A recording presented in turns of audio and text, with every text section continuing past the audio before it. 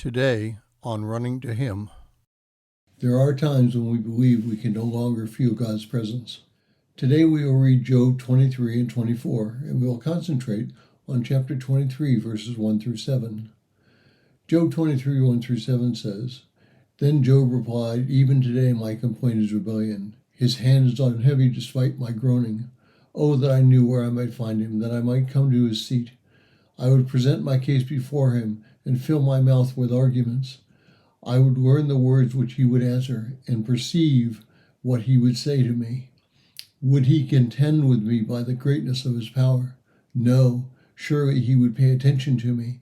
There the upright would reason with him, and I would be delivered forever from my judge.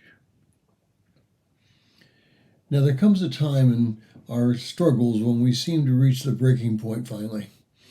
We cry out that we can't go any further, and we lay down on the ground, too exhausted to fight anymore.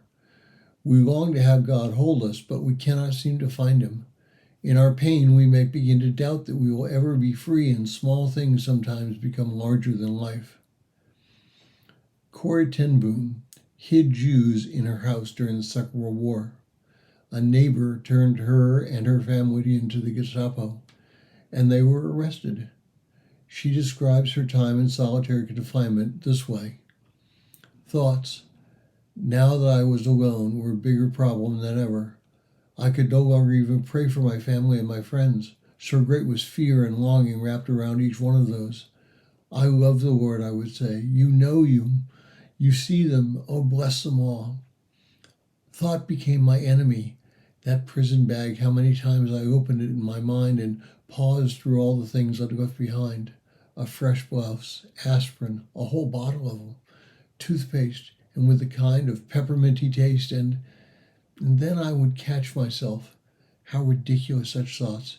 If I had to do it again, what I really would put in these little personal comforts ahead of human lives.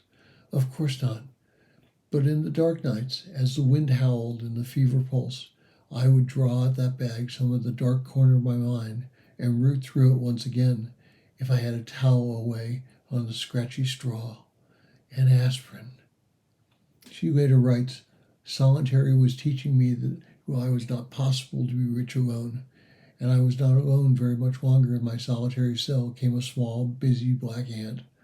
I had almost put my foot where he was one morning, and I carried my bucket to the door when I realized the horror done by me.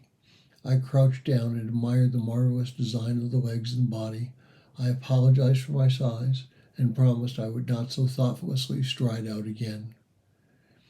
When we come to the point of utter exhaustion, God will provide the comfort necessary to go on. Thank you for listening. We pray that today's devotion was meaningful to you. We would love to hear from you.